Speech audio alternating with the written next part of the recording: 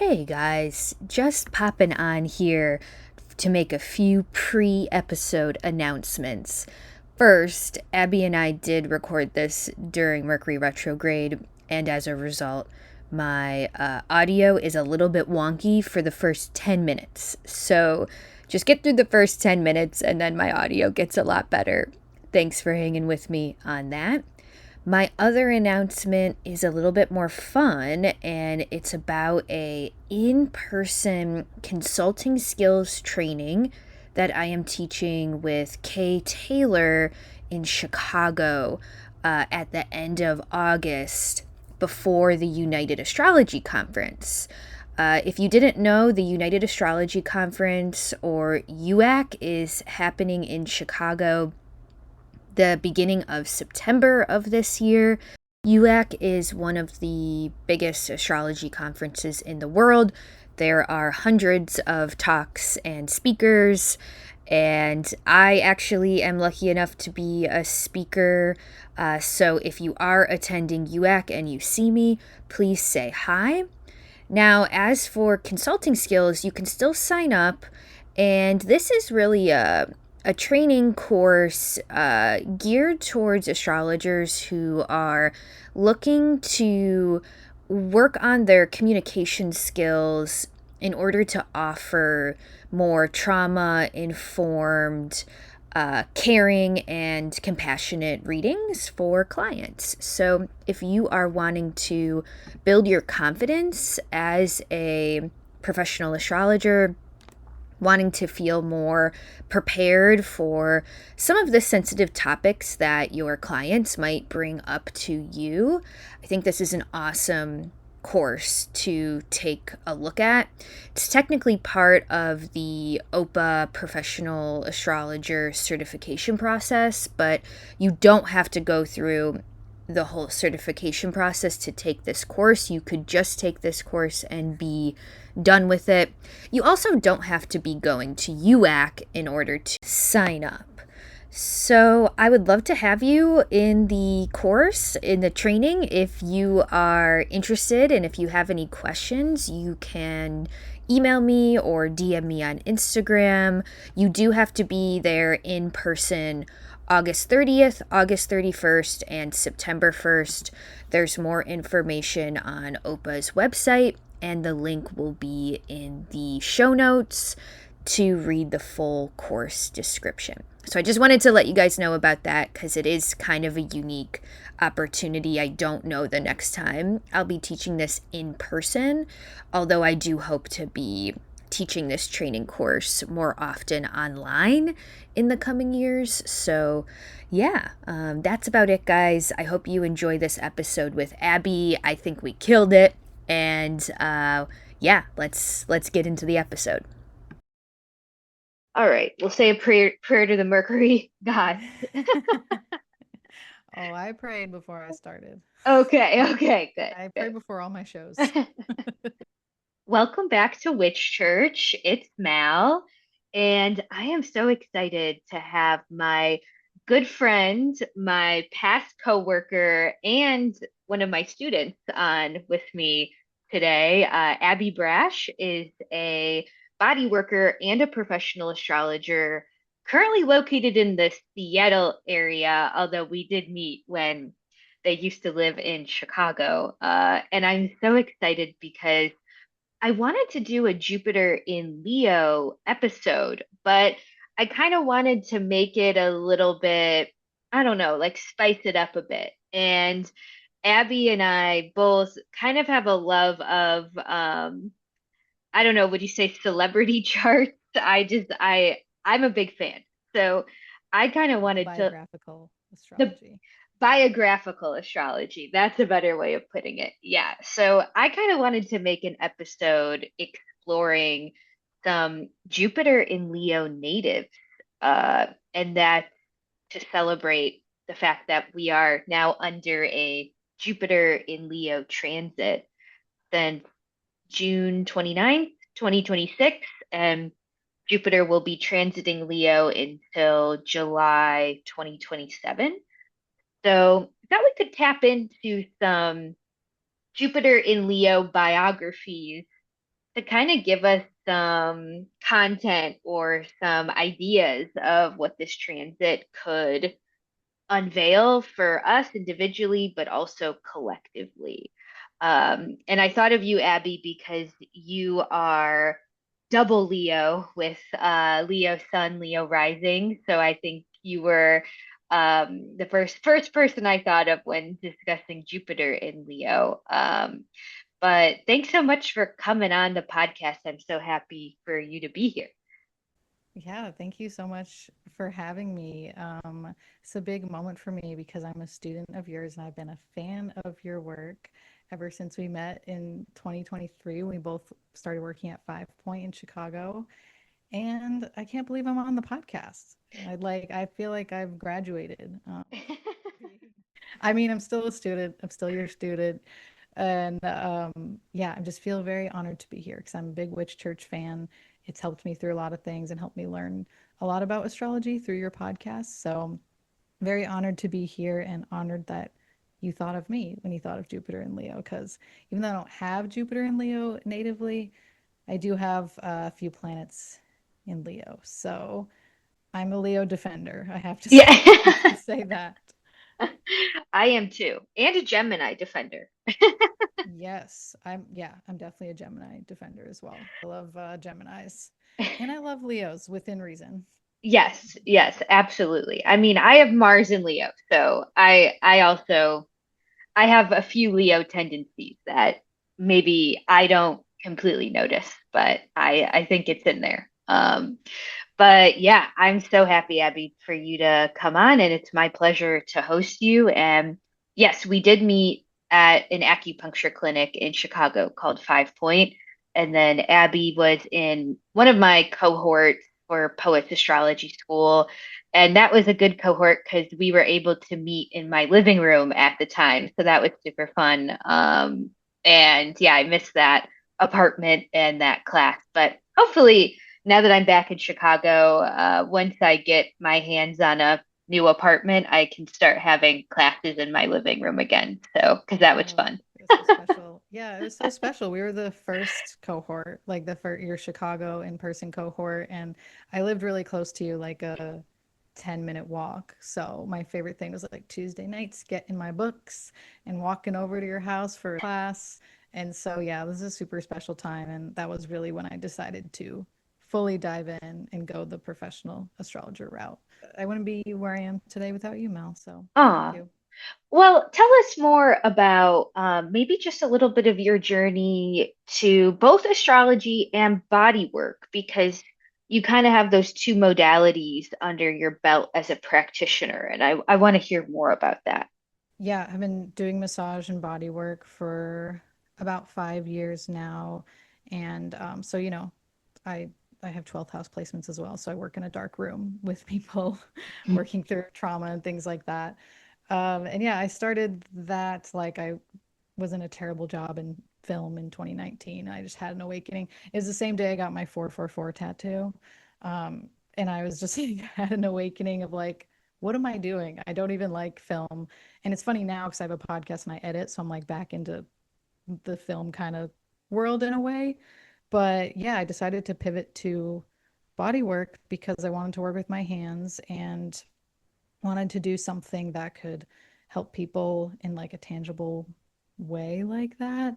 And yeah, I enjoy working one on one with people and being in like a nice, calm environment.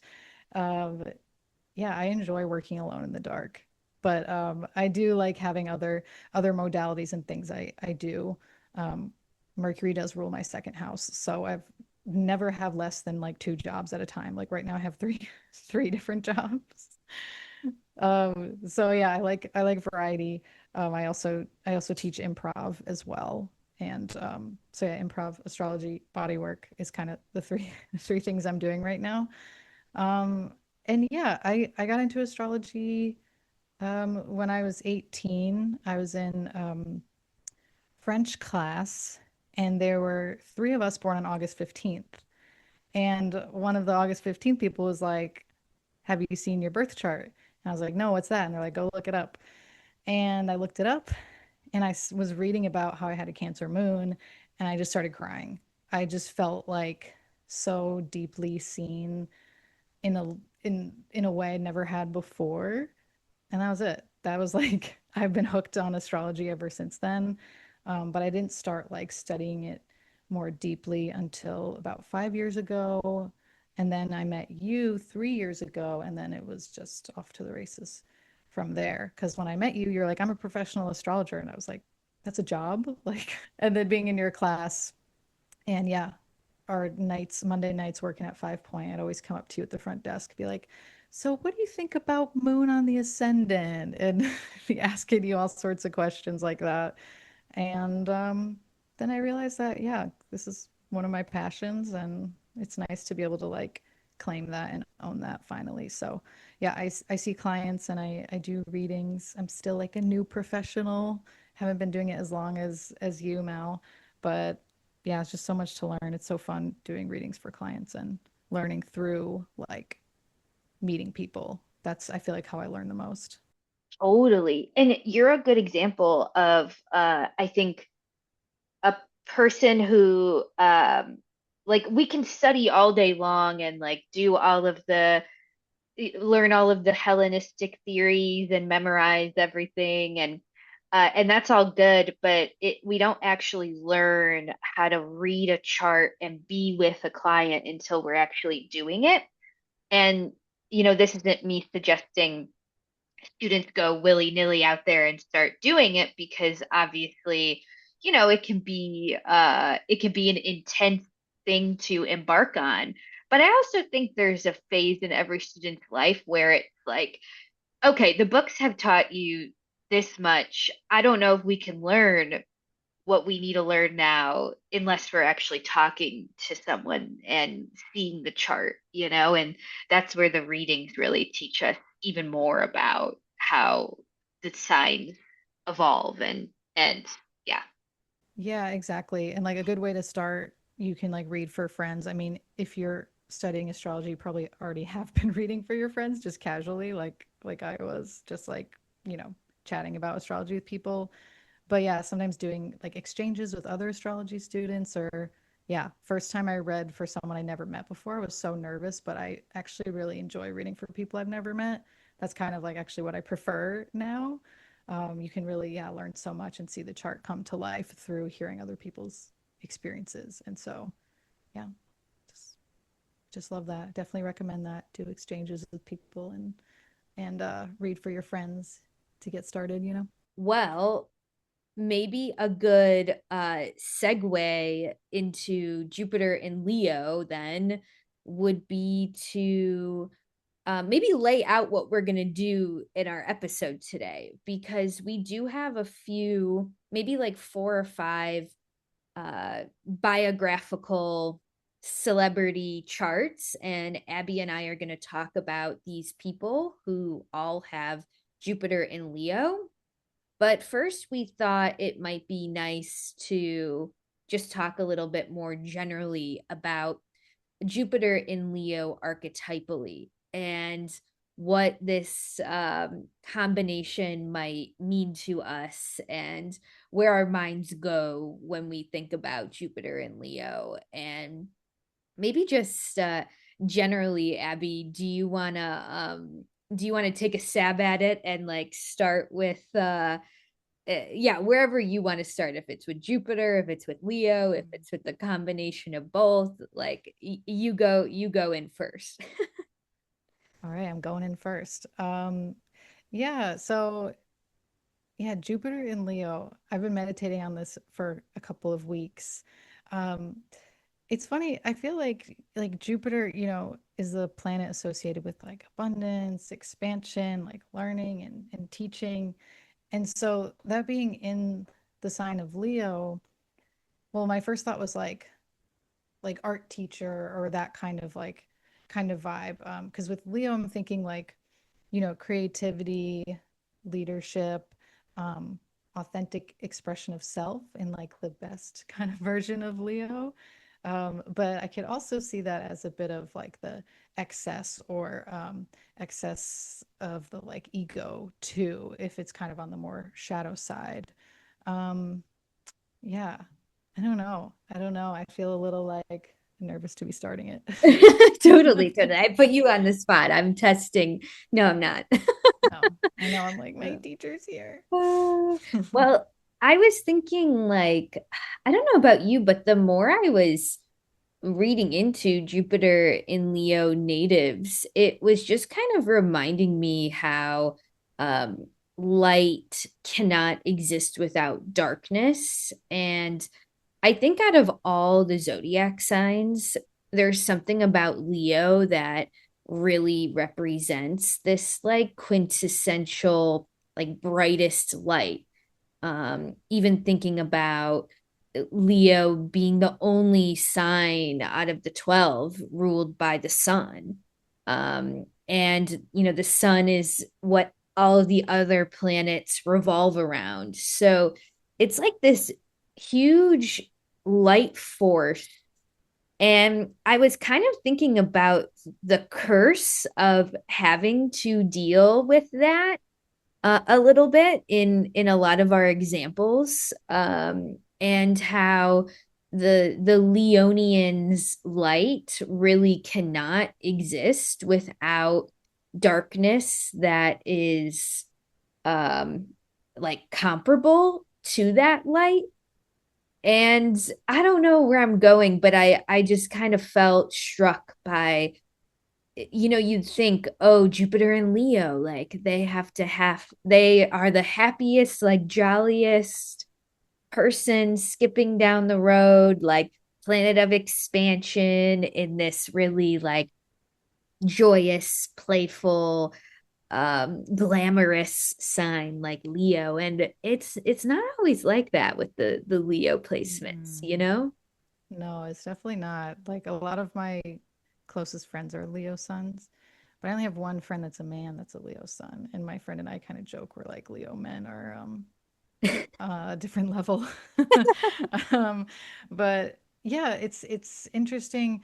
I was actually curious, Mal, because you being my teacher, I gotta ask you questions.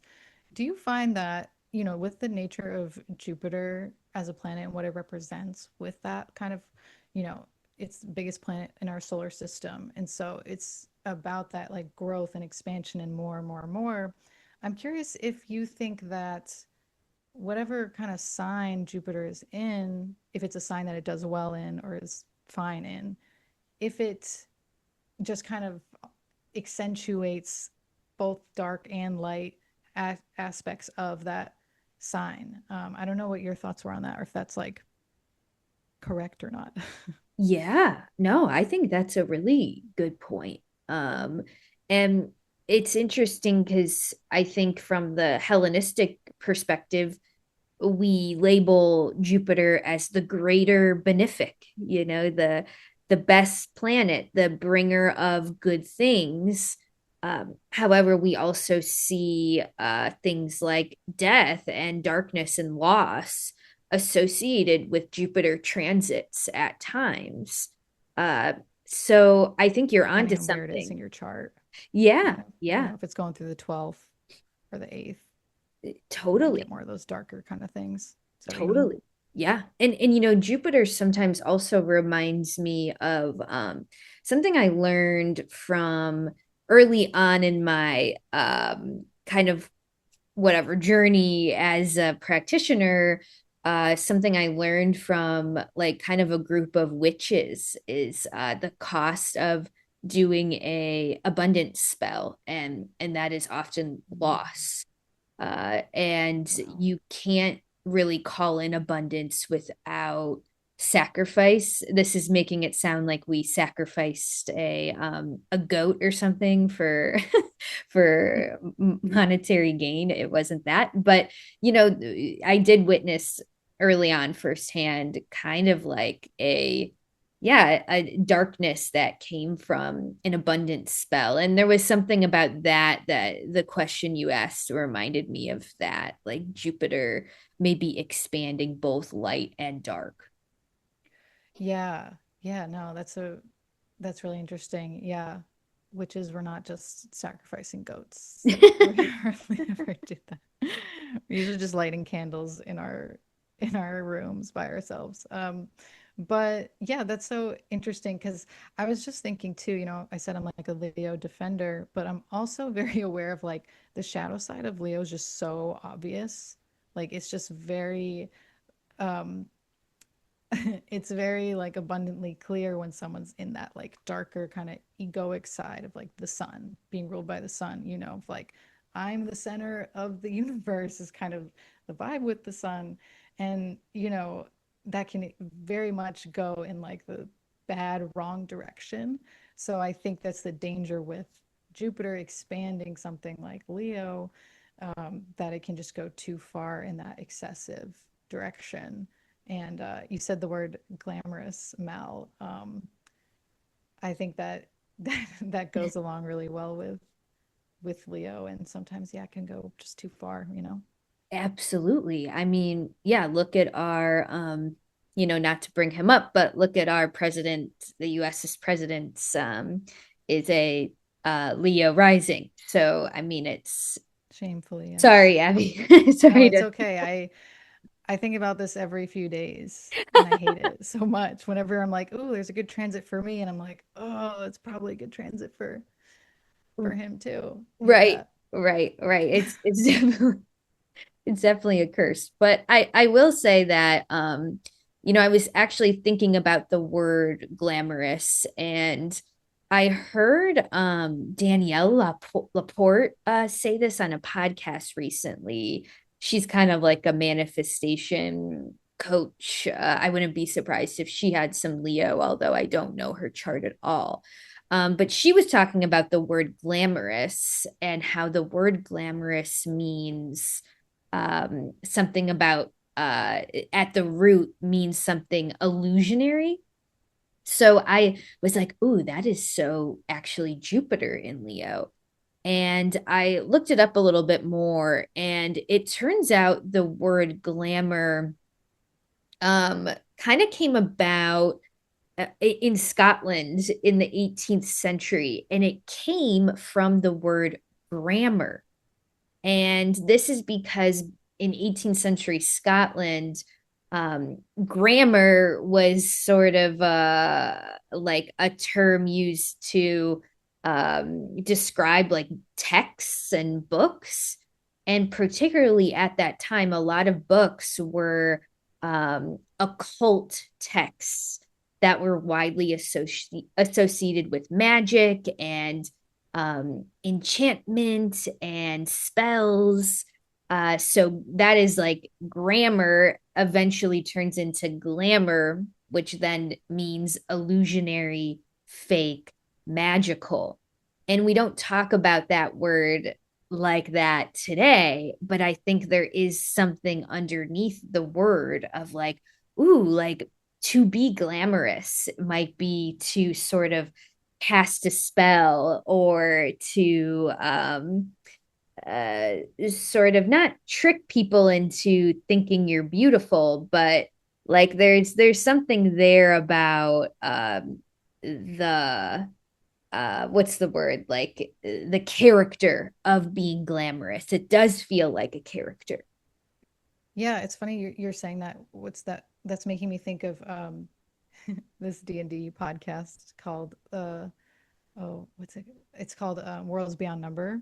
Ooh. And there's a character in there. I'm forgetting their name. It's been a couple of years since I've listened to it, but they have glamour in it. Like they have an ability as a character where they can put on, it's almost like a suit of armor, but it's so they can blend in. Like they look like a human, but they're really not a human. And so they have their glamour on as like part of one of their powers is being able to put on a mask, like a full body kind of mask, so that they can, yeah, not have to reveal like all their wildness. So that's cool. I totally forgot about that until you were explaining that about how glamour can be used in that way too. Yes, absolutely. All And comes back to magic. it does. And I'm kind of glad magic is coming up, like in a way, because there is something magical about Jupiter in Leo specifically. And maybe this is also bringing my thought to like Daniel Radcliffe and Harry Potter, and both Daniel himself and his character Harry Potter are Leo sons. Um, Isn't that why she picked him? Or isn't and that why they picked him as the actor? I don't know Because that he for had sure, was a but Leo? that might be true. I don't know, but I'm thinking about how he just plays a character that is so straddling light and darkness, and of course, the whole world of Harry Potter is magical.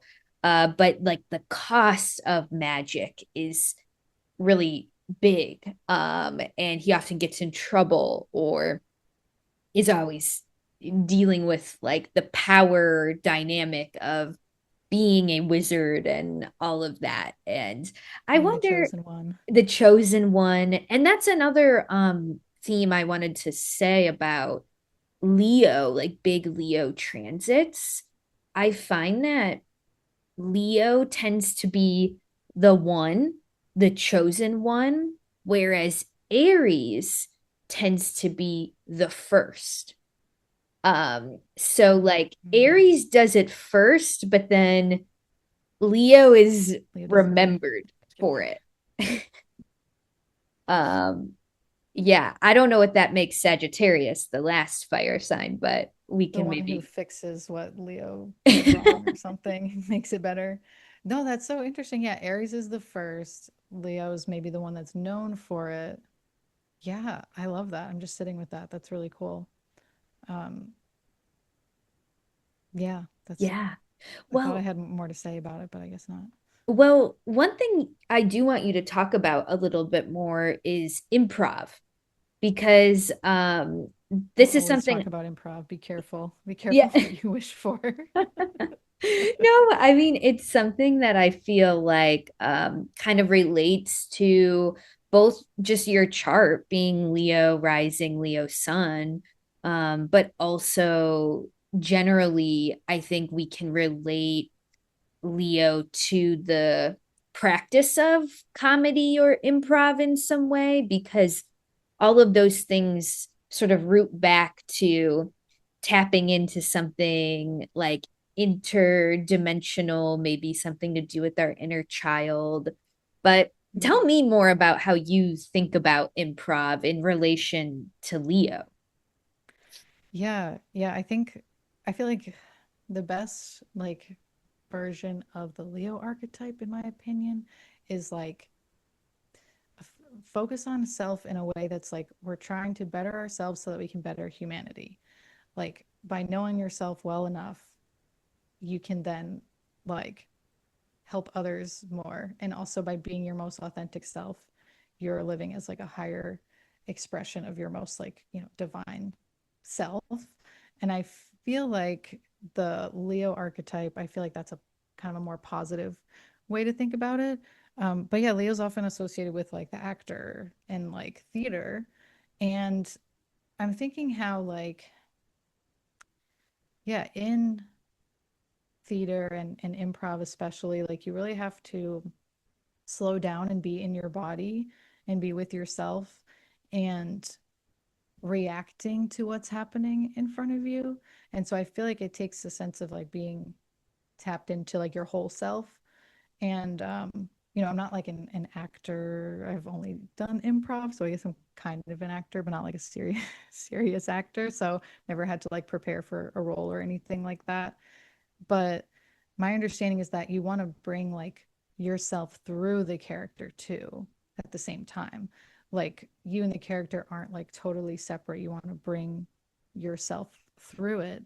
Um, and you had asked about like improv and Leo, and I think it's just a way to yeah, bring your most authentic self forward because some of the most, I think, enjoyable like improv that I've watched is like when people are being honest or bringing up things from their own experience that are more relatable to the audience.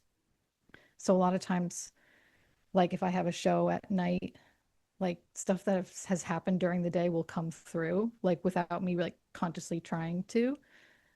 One show I did like earlier in the day, someone was telling me about how their dog had hip dysplasia, and I didn't know anything about hip dysplasia. But next thing I knew, in the improv scene, I was a cat that had hip dysplasia, and it wasn't like I planned like I'm going to save that for later, but it just is that connection between like the part of you that's performing and going on to a stage and the part of you that's just like a regular person living your daily life. And it's like connecting the two and bringing your most authentic self forward through a character, even if it's not just like you by yourself on stage being your full like your full normal self.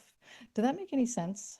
Yeah, yeah. Um, and I really enjoy attending like comedy and improv things. I think we went to one together at some point, Yeah, we went to one at the Annoyance Theater in like at the 2024 Annoyance or Theater. something, or 2025. Yeah. Yeah, Yes, that was an interesting show. it It's was. always hit or miss with improv, truly. It is. Sometimes it's really bad, you know, but It is. hopefully it's good. You have me thinking about why I don't feel I could do improv though. Like there's like a fear there where uh, and I'm relating this to Leo too, like this sort of authentic expression of self that feels really would be so terrifying and hard for me to do in front of a lot of people. Um, and I don't know if that's like fear of judgment or fear of being embarrassed or yeah, maybe it's fear of judgment. And that seems to kind of relate to Leo on some level too, right? Like, because isn't there an element of Leo that's like, look at me, like I'm the one, I'm the this is how I want you to see me. I'm presenting a curated mask of Yeah, myself the mask. Hmm. versus like here's the whole thing. And that's not me throwing like a particular Leo under the bus. This is like broad sweep, maybe all Leo placements in some way. um and yeah, something I've noticed about yeah myself, even someone who has a Leo placement, like I don't have a big enough threshold to deal with that uncomfortability of like what if I'm going to be judged on stage. Like did that Yeah. ever come up for you when you were Oh yeah. starting improv? Oh yeah. Like yeah, I've come a very long way. But when I first started, I could barely get words out. Like literally, I was so afraid I was going to say the wrong thing. And then I've been doing improv for 3.5 years now. And yeah, the classes help a lot. And you do so many like exercises. The point is just to kind of focus on your scene partner and like create something together. And so that helps when you're not focused on you, when you're just focused on the person in front of you and you're just kind of allowing what comes through. It really feels like divine to me. Like it feels like I'm tapping into something above my like logical mind. Not that like, oh, whatever I'm doing is so brilliant. A lot of times it's really dumb. But yeah, it's you really when you're on stage, if you choose to perform improv, because you can just, take classes or just improvise with a friend when you're camping or hanging out or something. You could make up characters and just tell a story amongst yourselves. It doesn't have to be in front of an audience, but you really lock into your scene partner. And I usually like forget the audience is there. And usually you black out in improv. Like I'm like, what just happened? I don't even know. And yeah, I totally get that though. It's definitely scary. And I usually get really, really nervous before. But then once you're up there and you're like locked in with the person in front of you, you kind of forget about the audience. But it's taken me a long time. Yeah. And it's just really addicting. I think that's what happened was I was like, this is so fun. It's just really fun. And I think you mentioned before, like Leo and inner child. And I think that's a big thing too that kind of goes with the archetype is like tapping into our inner child or like when we're a kid and we feel like we're the most important thing in the world or we feel like we're the center of our parents' world. And like obviously that's not true for our whole lives. Like every other people matter, the collective matters. But yeah, there's that little kid part of us that like wants to be deeply seen or appreciated for who we are, I feel. And I think that kind of falls into the Leo archetype too. Right, right. It's so true. And even the purity of a kid, approaching their parent and saying, like, let me show you something. Like I made up a dance or I have a song. And Making up a dance, I love that. yeah, and it's like that there's like a innocence to that we lose because we somehow then run into sort of judgment or shame or whatever, and but improv is about getting back to that kind of source. So I like that what you said Yeah. there. Yeah, I love that, tapping into source. Ideally, yeah. Like sometimes, you get so in your head and you're just saying whatever, but the more you do improv, the more classes you take, the more tools you have if you feel stuck. Like if you feel stuck, make a confession. I have something to tell you. Like that was one of my go-tos for a really long time. And now my students, I taught them that, so now they started doing that, and so I love seeing that. But I was gonna say something about inner child, or oh, like the mask. Like I think there's also the sense with Leo is like, yeah, ideally authentic expression of self, but also there is that mask. And sometimes people can get identify too much with the mask and get caught up in that ego of like, I need to be the center of attention. I am the chosen one. Like, I think that is when it gets bad or it can go, the wrong way when you're just so self-absorbed. So I think that's one of the dangers of the Leo archetype. And we were kind of talking about this the other day of like flying too close to the sun.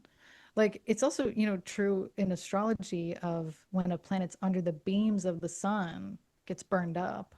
But if it's like in the heart of the sun, it can be a cazimi and it'd be a positive um, manifestation or a positive attribute. But if it's too close, that planet can get burned up and overshadowed by the hot rays of the sun. Yeah. Oh my God. I hadn't even thought about how that like relates to Leo, but that is brilliant. Like I think that for me at least it relates to Leo in a lot of ways. And that particular rule in the Hellenistic scheme about like how many degrees a planet can be away from the sun and what degree point is considered dangerous and being burned up and then what degree is actually a beneficial thing is interesting. So and we do have a Jupiter Cazimi coming up this month. We're filming this in uh middle of July 2026. And that Jupiter Cazimi, I'll look up the date really quick. It happens on July 29th, which Oh, actually wow. looks That's a like, big day. yeah, that's like the same day as the eclipse, I think. Because I think that's when the nodes move into Aries and Leo, or Yes. your Aries and Leo and Aquarius. Yes. And is So that when Jupiter, no, not Jupiter, Mercury, I think Mercury stations direct the day before. yes, yes. Yeah. So, it's interesting to just take what we just talked about and like once the sun moves into Leo, that means that Jupiter will be under the beams of the sun for a little while until that July 29th zone. And that's an interesting thing to think about. Like, what will it be like when Jupiter is being burned up by the sun? Are we going to see some of these more challenging manifestations of Leo when it comes to the mask, when it comes to I'm the one, going too far. Uh, or maybe we'll see some intense insecurities come up too, the other side of that spectrum and maybe being not so keen on finding what's great about us and being a little bit more self-destructive, which I think is part of Leo and sometimes.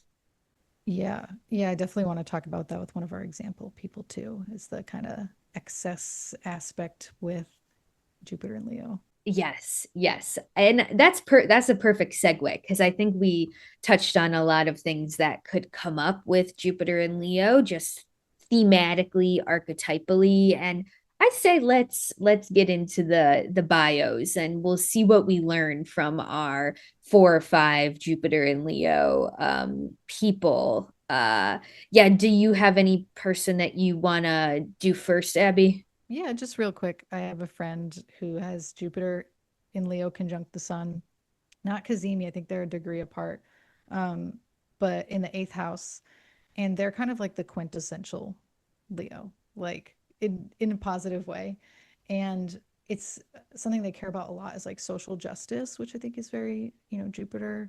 And they're also very like spiritual person, and they're very like outspoken activists about their beliefs. And they're from like a conservative kind of rural town, but they're very outspoken about like they're queer, and so they speak a lot about that. And yeah, I just thought that was very like kind of Jupiterian of caring about like justice in that way.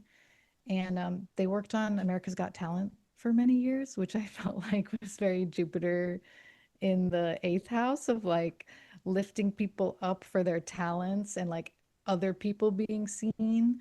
Even though she's super talented too, she's a really good singer. I'm like, how come you're not on this show?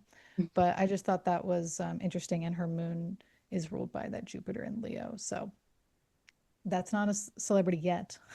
She might be a celebrity someday 'cause she's so talented. But yeah, I just wanted to mention that. I love talking about my friends' charts too. But yeah, did you want to start with one of the celebrities now? Well, I think that might even be the perfect segue for maybe our first person. We can do Olivia Rodrigo since Oh Olivia yeah. has Jupiter in the eighth house, and so does your friend. Oh Um, yeah, and perfect. Olivia wasn't she on a talent show at some point? Was she? Well, I I'm a I I'm could a be big making Olivia that up. fan, but I don't know that. But I also don't I didn't I trusted my knowledge enough that I didn't Google. So she was in like Disney Channel, a couple Disney Channel things, past my time, so I never saw what she was in. I think she's in like Bizarre Vark, if that's the show, and like Okay. the High School Musical, the series or whatever, as like a kid.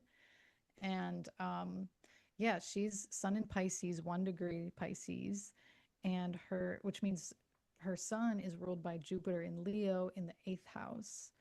And I find that really interesting because, like, in an interview with her that I saw, that she was like 17 or 18, it was like shortly after her first song came out.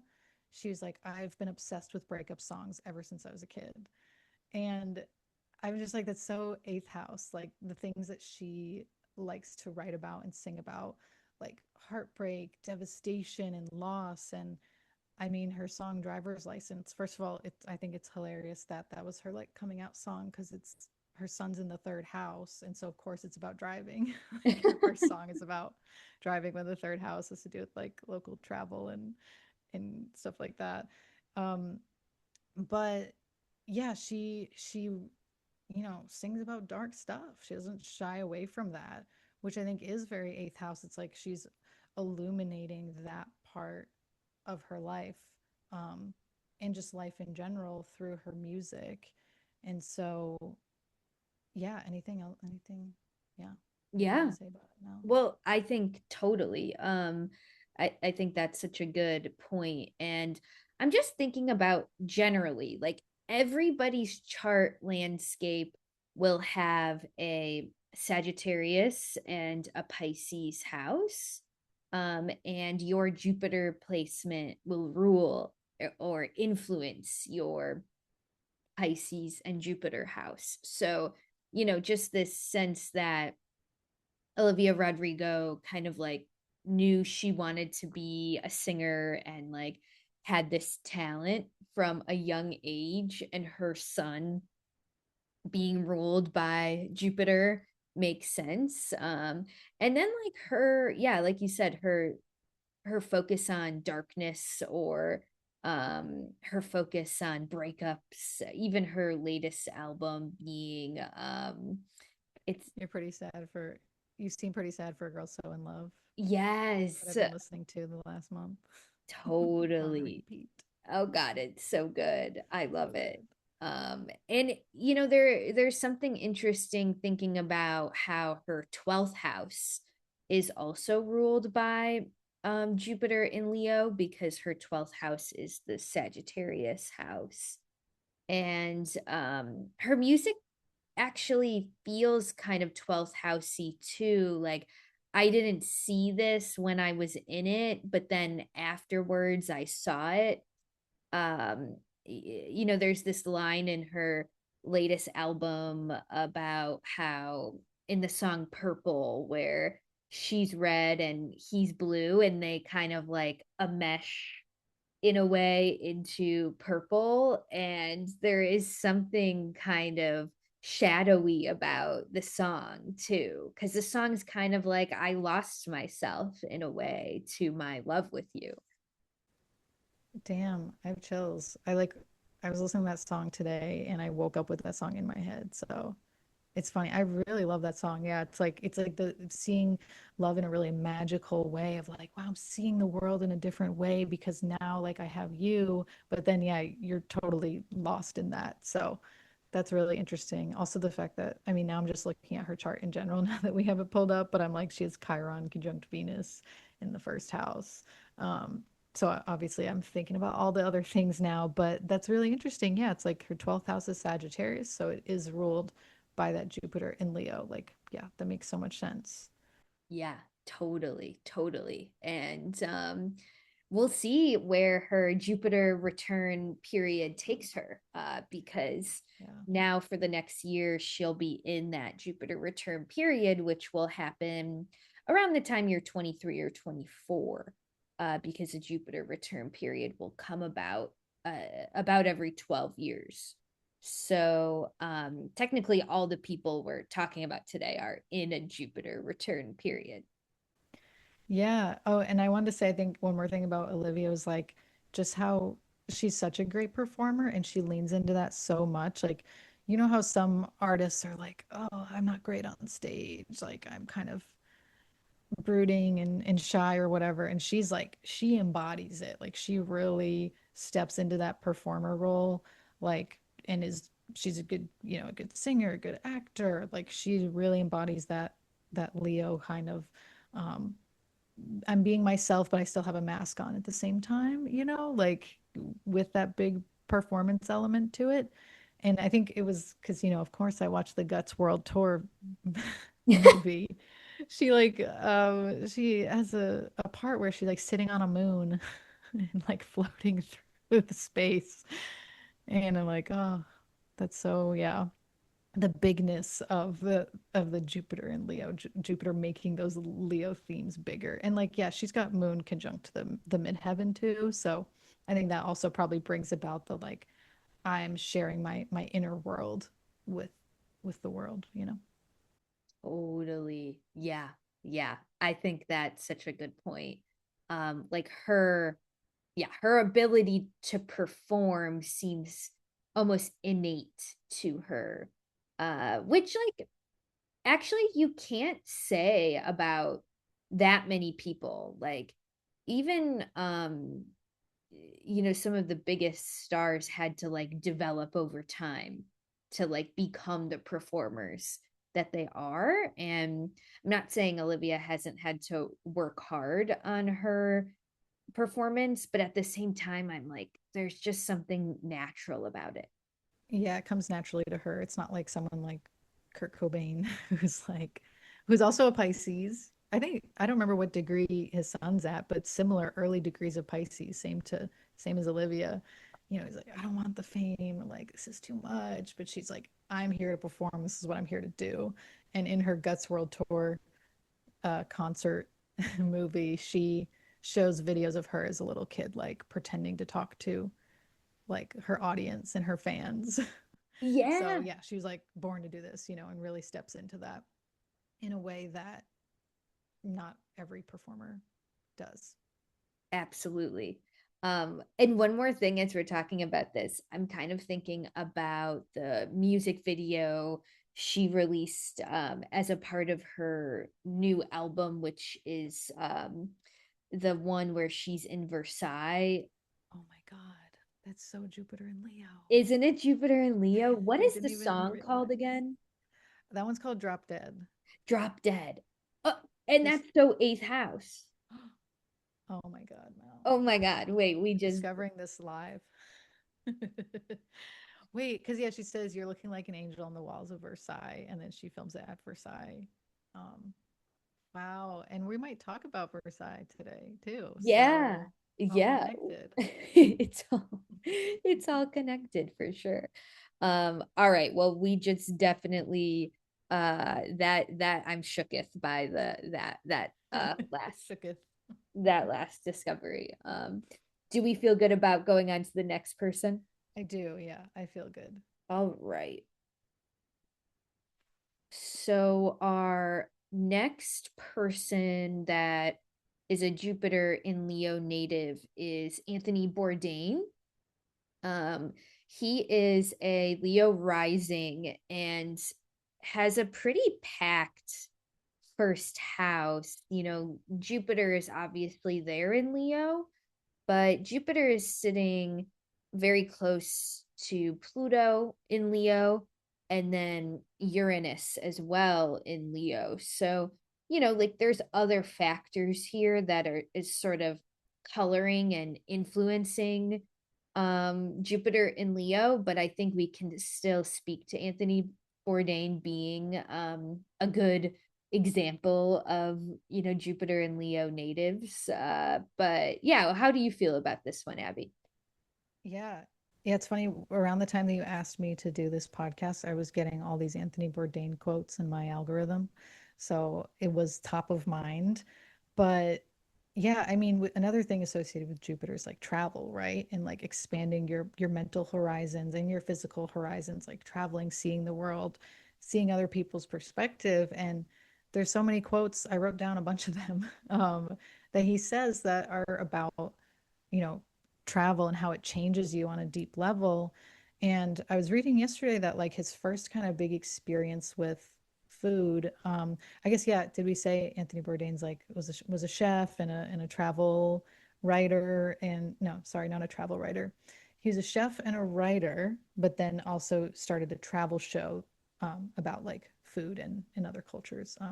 But yeah, it's funny, his first like experience that I was reading about online with like realizing, I don't know, how food could really impact him was like he was on a family vacation to France as a kid and he had like a raw oyster for the first time. And that just like kind of broke his brain open a little bit on like the possibilities for food. And then he went to culinary school and everything. And yeah, he loves like sharing a meal with people and experiencing the world through traveling and connecting with other people over like their like native food and stuff like that. Yeah, I just think the Pluto conjunct Jupiter really interested me too, because it is that kind of yeah, it feels kind of like a dangerous kind of intense placement to have there with Pluto being there in Leo, conjunct Jupiter. Yeah, I'm curious what you think of that, Mel. Yeah. Not to put you on the spot, but if you Well, had any thoughts about it. it's pretty complex and it kind of harkens to the current astrological transits with Jupiter being in Leo opposing Pluto in Aquarius. Like, in a way, Anthony Bourdain is a good person to sort of contemplate Pluto Jupiter, not just Jupiter and Leo. And this is something I probably said in class because I think we've looked at his chart before, but he reminds me of like the story of Icarus, like flying too close to the sun and then kind of burning himself in some ways. And I think a lot of chefs sometimes are have that sort of personality where there's a little bit of like a an anger or a an aggressiveness that it's like this fire, right? Leo that somehow needs to be put out or they'll dry out or burn up. And we see this on like, I don't know, the Food Network, cooking shows. Anthony Bourdain wrote an article about how he regrets the way he behaved and acted when he was in the cooking world, and he didn't necessarily, he's not bringing a thumbs up to that version of himself, so I'm not saying anything that he wouldn't have said about himself, but I'm thinking about just the intensity of having Pluto there with Jupiter. Yeah, or even like I was reading yesterday about how like all the different kind of wild things that he's eaten throughout his life. Like, oh God, I think I saw something that said it was like a warthog's rectum he ate, or like just that intensity to the desire to like experience the depths of life, experience everything. I feel like that can be an intensity with Pluto of like wanting to kind of dive deep. And then with Jupiter there of like, I want to see the world, I want to experience everything. Um, that it can go sometimes maybe a little too far. But and he traveled so much. I think had an effect on his marriages that he I don't know if he was married once or twice, but he was like I think it said traveling like 260 days out of the year, and then that can burn you out. And pretty sure he was a smoker most of his life too, which obviously can have some negative effects. But I saw a quote from him, which I was like, is this Jupiter in Leo conjunct Pluto in the first house, or is this moon in Capricorn? But he said, your body's not a temple, it's an amusement park. Enjoy the ride. Okay, wait. I think that's so interesting. Absolutely, because I think it's both Moon and Capricorn and having so many intense things in the first house. It's kind of like this question, how far can I push myself? And is the body really that precious to me, you know? As a Cancer moon, I'm like, it's so triggering to Yeah, hear that. I'm like, no, no, no, your body is a temple. So that just kind of made me laugh a little bit. But yeah, yeah, yeah. how far can you push yourself without like checking in with yourself? Like it does feel like it's kind of both of those signatures. Right. There's an extremism to this chart clearly. And uh, yeah, and I really like what you mentioned too about his willingness to try these very interesting, to say the least, foods that um I don't know, there's something very experimental and rebellious about that, which might also be sort of the Uranus in the first house as well in Leo, like because he is a daredevil, and when you have Uranus so much in the mix, it can't help but show itself. Yeah, plus that like I didn't notice Uranus before until you pulled up this chart, but like that 0 degrees Uranus, I'm like Uranus is ready to be in Leo. It's at that 0 degrees. Um, can I swear on this podcast, Mal? I Sure. was gonna read another quote. Please. Well, and he was talking about like working on his shows in like the mid 2000s, and he described the concept of one of his shows as I travel around the world, I eat a lot of shit and basically do whatever the fuck I want. And I'm like, that's so like a stacked Leo first house. And it's just funny too. Yeah, like I mean, I don't know Anthony Bourdain personally, but I think it's like there is kind of a little bit of the ego there sometimes. It's like, yeah, he's like a really talented chef and writer, an interesting person to watch on TV, but I feel like I know he'd talk badly about other chefs sometimes. I mean, who doesn't? But at the same time, in a public way like that, I could see a bit of like an ego kind of an ego issue there too, perhaps. Yeah, yeah, yeah. Like I don't see him again. I don't know.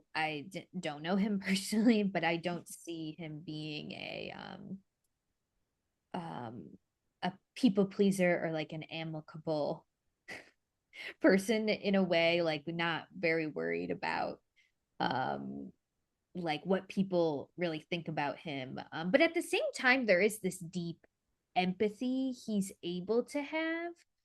Yeah, But absolutely. it's interesting because he achieves it with people who are completely different than him, like a completely different culture. He wants to dig into the ancestral trauma behind this dish and bring political awareness to this the genocide in Cambodia or whatever it may be. Like he's able to reach us on such a deeper level, but then as seen in his own life, like his very close up personal relationships with his various partners and then his children are are um are extremely challenged. So that's interesting that like I don't know, on some level I think that's what Jupiter does. Like Jupiter can break bread with someone who doesn't even speak the same language as them, and they somehow have a good time at dinner still, uh, because that's how zoomed out Jupiter is. But then close up and personal, it's hard to get your arms around Jupiter because he's so big. Mm. Yeah, I love the way you said that. Another quote for him that shows that like deep empathy. Um, he's like, perhaps wisdom is realizing how small I am and unwise and how far I have yet to go. And I feel like a lot of his things he says about travel are deeply like life-changing, deeply empathetic. Um, but yeah, it's both and. It's that expansion, that zoomed out version, like you were saying, but there's challenges within that too. There can be a dark side of that too.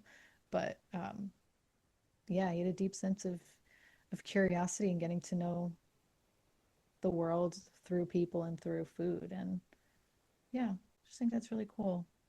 Yeah. And like, but also, has its challenges. Yeah. I just can't imagine personally. I just can't, my Cancer moon just can't imagine like I don't know, eating something that I'm scared to eat. Yeah. I get it. I get it. Totally, totally. It's a cap.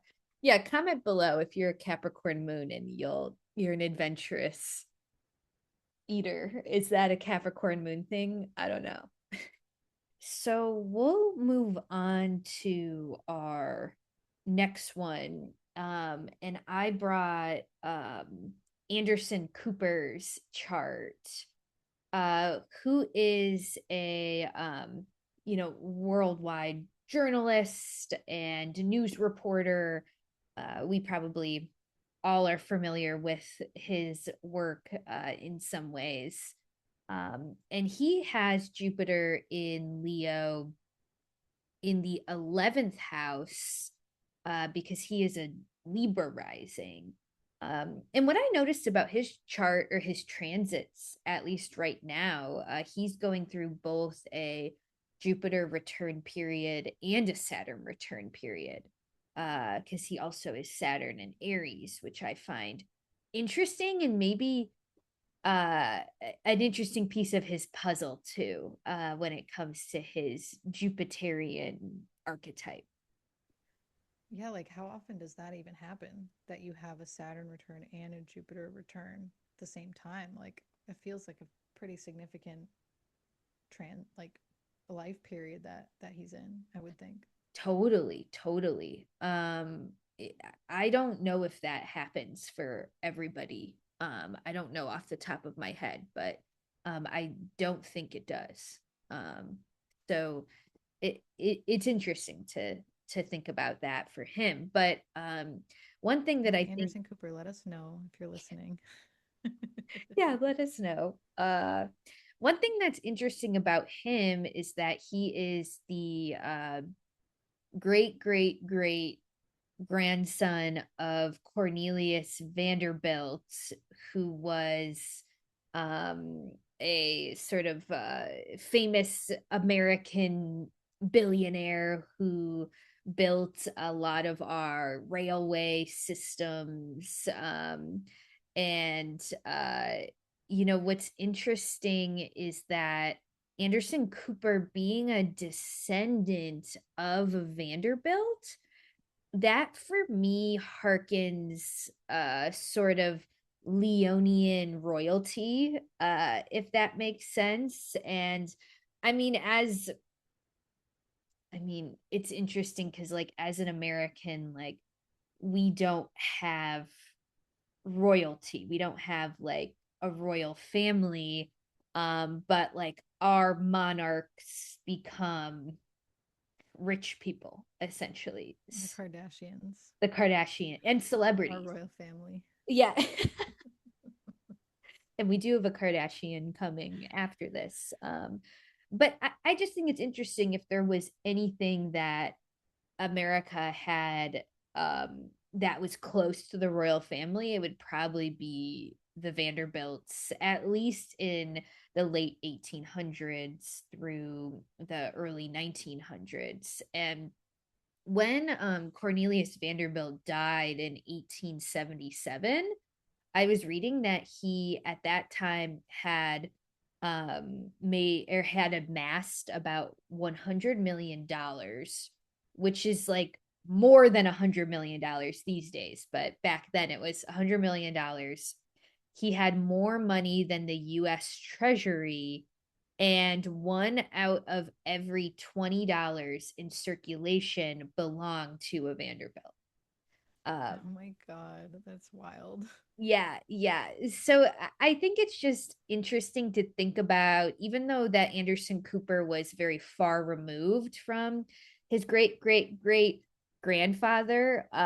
He comes from this like dynasty, this like American dynasty. In fact, Anderson Cooper later in his life writes a biographical sort of examination on the Vanderbilt family called The Rise and Fall of an American Dynasty. He co-writes that with Catherine Howe. And I would love to read that one day, because personally, one of my favorite places to visit in the US is the Biltmore Estate, which is in Asheville, North Carolina. And that was also built by a Vanderbilt. It wasn't Anderson Cooper's uh, direct line, it was a few brothers down from him. But there's a lot of famous like McMansions, like Vanderbilt, um, huge houses, especially in New York, Rhode Island. I've definitely been to one of their mansions in Rhode Island. I was gonna ask you because I was like, oh, Rhode Island's like, I wonder if there was a field trip or something to one of these places. Or I go with my family. We still go. It's a family field trip on like New Year's Day. Once we're like, let's go visit the museums and the mansions in Newport. It's just it's fun to pretend, it's fun to imagine. Yeah. Looking out over the ocean in the yard of this beautiful mansion, just being like, I'm just going to pretend this is me right now. This is my life. uh, yeah, so there's something maybe kind of, yeah, just Leonian about being born into this privilege in some way. Although interestingly, Anderson Cooper did not receive any sort of trust fund or inheritance. Partially that's because by the time he was born, the Vanderbilt wealth had been spent. Because essentially, like, Cornelius Vanderbilt had his like 5 kids, and then after Cornelius died, then all the kids started building the big mansions and spending the money. And then particularly Anderson Cooper's grandfather, who was his maternal grandfather, so his mom's dad. His mom's dad actually got in a lot of trouble with debt, which then caused Anderson Cooper's mom, Gloria Vanderbilt, to be have a really tough childhood, where she wasn't without like food and shelter. She was still extremely privileged, but her dad dying at a young age and her mom basically abandoning her, she really didn't have parents and had to deal with her father's debt, and that influenced how much money she inherited. And there was some lawsuits, and she ended up being adopted by someone else. So it's an interesting, like, kind of mother line wound in a way for Anderson Cooper. Um, and when it comes to him, he really rejects on some level the Vanderbilts or his legacy, at least in the beginning of his life. In his early 20s, he forges a press pass to go to Myanmar and report on some political unrest. And that sort of begins his career as a journalist. He takes a really like low hanging position to be a reporter. He doesn't really want to use any connections he could have used, and he really wants to make his own way in the world, which feels very Jupiter in Leo. Yeah, that's super interesting, Mel. I don't really know too much about Anderson Cooper, so I could definitely see that. Um, yeah, that kind of, yeah, wanting to make his own name, you know, in his own way, what feels good to him versus just what he's inherited. Yeah. Totally, totally. And like on the topic of like darkness, which I think we see this in both Olivia Rodrigo and Anthony Bourdain. This like Anderson Cooper's chart, with his own mom's trauma, and then when he is about 21 years old, his brother takes his own life. And I mentioned that because Anderson's third house of siblings is Sagittarius. So his third house of siblings is ruled by Jupiter in Leo. Um, Oh, wow. yeah, and I think that's kind of interesting to think about Jupiter in Leo as also a symbol of his brother in his chart. Like, not only does Anderson deal with the maybe pressures of his legacy, but perhaps his older brother dealt with that on an even deeper level in some ways. Um, so I think that's interesting and also tragic. I was also reading that at age 26, which would have been a year where Anderson Cooper's third house was activated by perfections. That was a year where he was in Rwanda for 10 months, and he was covering the Rwandan genocide in 1994. So that would have been after his brother passed away. But I'm just thinking about, okay, this 26-year-old young reporter doing a very Jupiterian thing, like flying and going to report on a totally different culture. But at the same time, like he's reporting on um the darkest one of the darkest things you could report on in humanity, which is a genocide. And yet this year that he did that was ruled by Jupiter in Leo. And this is kind of what I'm talking about with Leo. Like, you can't have all that light without darkness. And I think Anderson Cooper's probably dealing with the loss of his brother, and the loss of his father, which happened in his childhood as well, put him on some track of early grief confrontation, and then maybe that's why at 26 he's able to do what he did, which is report on the Rwandan genocide. It just seems like just such a big thing for a 26-year-old to handle. Yeah, definitely. So much in the collective and in the personal life.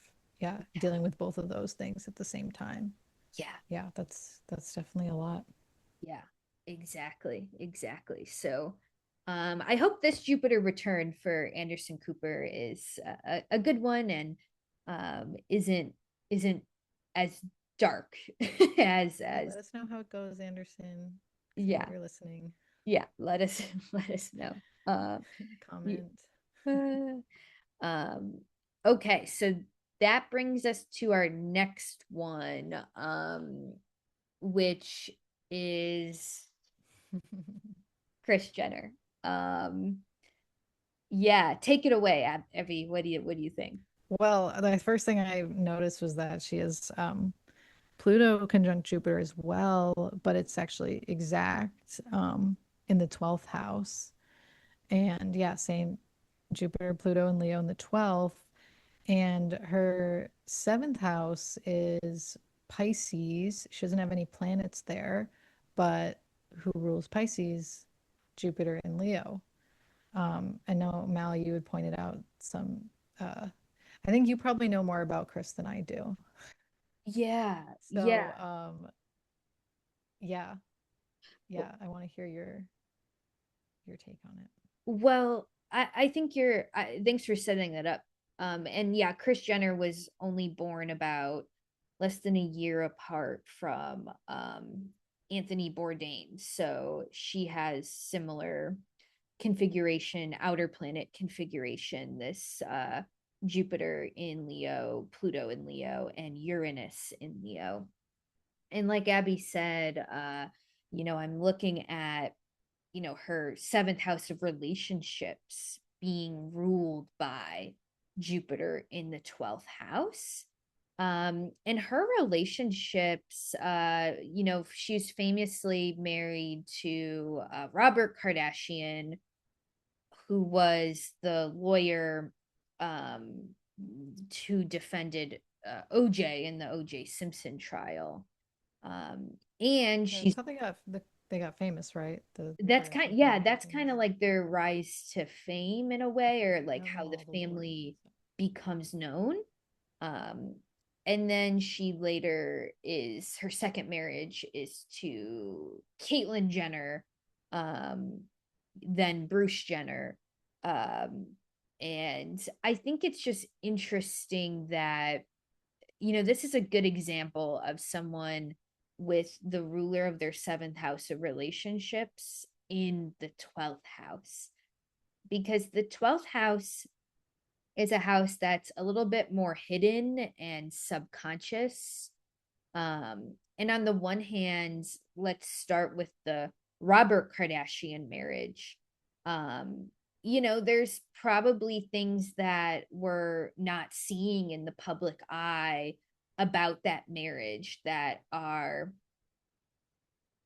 kind of messed up, or like, like there's like Yeah. power dynamics or something that just isn't quite easily seen. And then on the other hand, there's this huge um trial and lawsuit that comes out later that he's involved in. Yeah. Oh, I didn't know that.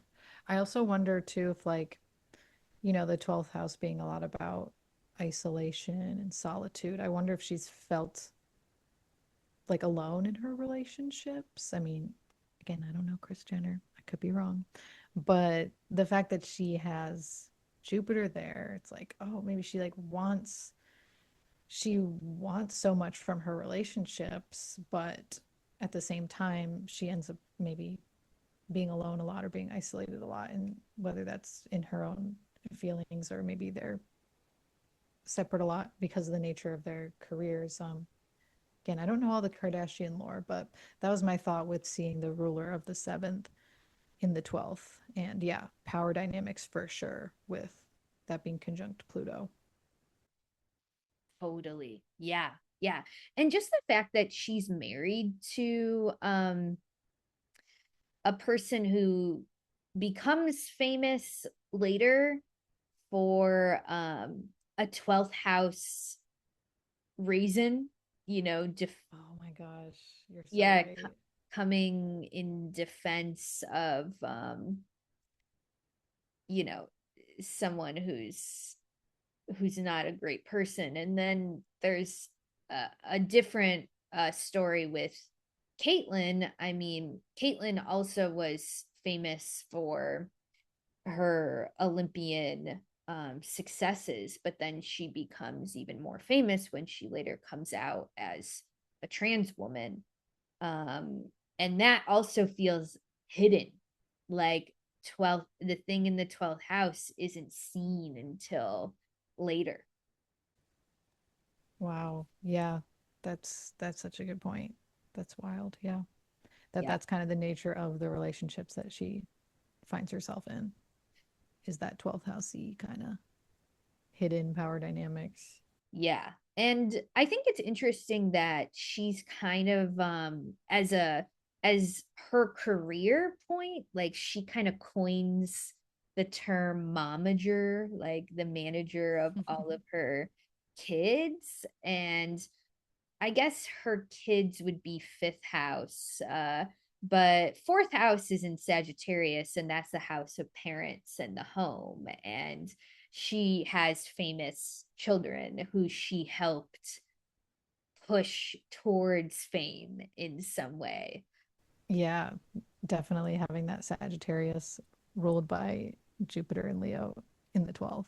Yeah, it's like wanting to, yeah, wanting to be that momager, that behind the scenes kind of person, versus, like I said, if she's the star, it's, I mean, she kind of becomes the star too in a little bit of a way, but it's more about the kids and about the other people in her life, but she's behind the scenes benefiting from it.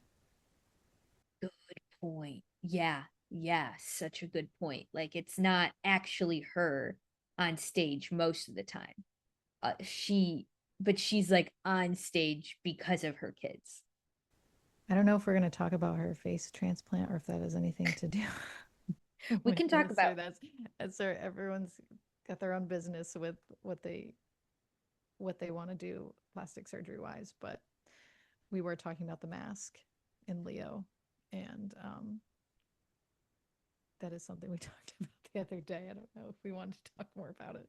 Sure, sure. I mean, yeah, she definitely, I think in the past year, um, it got a very public um plastic surgery procedure of a pretty intense facelift, which I was calling a face transplant. Oh, Um, is it not actually called that? I was Whoops. I was being facetious, but I mean, she looks really good. I'm not Yeah, saying she looks scary. bad.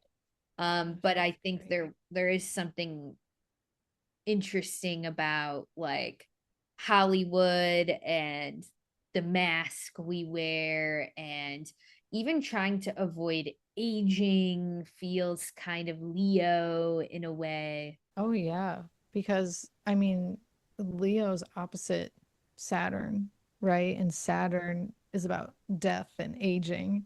And so then like Saturn's in detriment in Leo, right? And so um as a Leo sun, all those kind of things freak me out, death and everything like that. Like I can talk about some dark stuff like psychologically, but thinking about death, like I would never look at a death chart.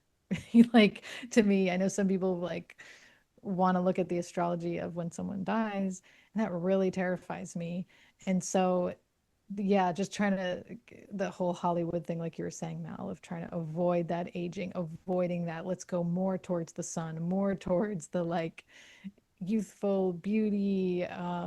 Look at how great my mask is. Like I'm gonna be young forever. It's like really pushing that Saturn as far as away as it can go, you know. Yeah, and you're kind of making me think too, in terms of royalty, which maybe this is a good ending point. But I think in terms of royalty in history, when royalty goes wrong, sometimes the king tries to become immortal, or tries too hard to hold on to his legacy, and that ends up being his part of his demise. So what you just said about Leo and kind of the like, I don't want to look at death, like I'm gonna live forever, like it feels related to Yeah. that. Yeah, that's so funny. That's so Leo. I mean, maybe it's not funny or wasn't funny at the time when kings are trying to be immortal and live forever. I feel like yeah, that's such an archetype that you see in books and in movies is like one person's trying to live forever and everything goes bad because of that, you know. Yeah, So that is so yeah, I could see that being very Jupiter and Leo, you know. absolutely, absolutely. And then that kind of brings us to our last Jupiter, our sort of ending mention of Jupiter and Leo. And I'll let you reveal it, Abbie. Oh, it's a reveal. I did find what I think is his chart too. So if you ever want to look at it, but basically, you know, the other day after Mal and I were like prepping for this episode, I just started thinking about Versailles and King Louis, and I was like, I'm just gonna look it up. I'm just gonna look it up and see if he has Jupiter and Leo, and he does. He has Jupiter and Leo conjunct the Sun, and if the chart I was looking at is correct. Um, I don't know if they had like the correct time, but I did find the chart of King Louis the 16th. Um, it's in the 12th house. The Sun Jupiter conjunction. I think it's 29 degrees too. It might be 29 degrees. But again, I'm not a historian. I probably should have researched this more. But you know, the King Marie Antoinette's husband. People are more familiar, I feel like, with Marie Antoinette at this point. But yeah, all about lavishness and excess and keeping secrets from the people of France about how badly France was in debt. Being hiding behind the walls of the palace and creating the most elaborate palace ever to live in that no one needs to live in a place like that. And then excess goes too far, the lies go too far, and he gets beheaded. So be careful, Be Jupiter careful. and Leo. Be He's careful. Oh my God, that is too too too good. far. Yeah, just the being so caught up in the things and being that king, like literally, you know, being technically at the time the the center of the world as they perceive it. And yeah, there being consequences to that of like, hey, you weren't taking care of your people are mad, they're hungry, they're people aren't doing well, and so off with their heads. Yeah. Oh my God. You know what? Wikipedia is telling me King Louis the 16th, also known as the Sun King. That's I'm crazy. shook, I'm jaw sure. dropped. And plus, can I just say this is a really uncanny connection with like King Louis, and then circling back to our first example, Olivia Rodrigo filming her music video in Versailles. Like That's it all comes crazy. back to Jupiter and Leo. It's so crazy. Yeah, it's such a Jupiter and Leo thing at your around your Jupiter return. I'm gonna film at Versailles. Yeah, I hope that. If for We'll any Yeah, for any Jupiter and Leos listening, we hope that happens for you. This Jupiter return. Yeah, it's like when is abundance enough? When is it too far? When is it like you're so caught up in what you think you're so like self-important that you forget the rest of everything? Like, yeah, kind of not acknowledging Saturn, like with Kris Jenner, of like not acknowledging the other parts of life about the collective and death. And I just think that's like the shadow side of the sun in general, Yeah. but then Jupiter with that expansion aspect to the sun, how that can go a little too far. Can go too far. Yeah, definitely. Definitely. Um, but I'm so glad we got to talk a little bit more about Jupiter and Leo, and so it was so great. And I hope that this podcast can give our listeners just a little taste and get everybody's brains moving about this transit. And sometimes it helps to see a transit through more of a biographical lens. So we'll see what happens with this one. And Abbie, I can't thank you enough for being my co-pilot. Oh my gosh. Thank you so much for having me. It's a dream come true being on Witch Church with you and getting to talk about my favorite things, which is astrology and improv and people. So yeah, really appreciate you bringing me on. And yeah, you're just awesome. I really appreciate what you do. Highly recommend Mal's Poets Astrology School Oh, if you're interested in astrology. It was really great foundation for me to be able to bounce off of and to thank go the rest of the way with wanting to go pro. So yes, yes. I'm finishing up with my advanced poets astrology school year two right now, which Abbie is also in. But once that's wrapped up, I'll probably offer another poets astrology school cohort, probably online. So we'll see what happens. But yeah, keep an eye out for that. And Abbie, where can we find you, or like how can we work with you, especially because you're in the Seattle area? yeah. So I work in Seattle. I do massage there, and I also do in-person and virtual astrology consultations. And so you can find me solarreturnab.com. And also I have a podcast, which is probably an easier way to find me. It's called It All Comes Back to Astrology. My friend Lindsay and I, we gab about our favorite cosmic topics and yeah, all about self-agency through self-discovery. And I talk a lot about astrology of fictional characters, which is something that I am interested in for some reason. So yeah, if you're interested in like yeah, hearing more about that, you can find us on Instagram at It All Comes Back to Astrology, and there's links there to book a session with me. My readings right now are sliding scale because I am like a newer professional. So yeah, that's where you can find me. Amazing. Yes. And I have had body work sessions with you before, and Abbie's an amazing space holder. So highly recommend them if you're in the area of Thanks, the Mal. Seattle area and you're on the market for a body worker. And I do miss having your talents closer to me Oh, well, in my thanks, Mal. I workplace. appreciate that. Yeah. Yeah. Oh, I miss 5 Point so much. Or my old Oh, job, old stomping grounds. yeah, yeah. Well, thanks so much for listening, everybody. Feel free to comment below any epiphanies, insights, or just to say hi.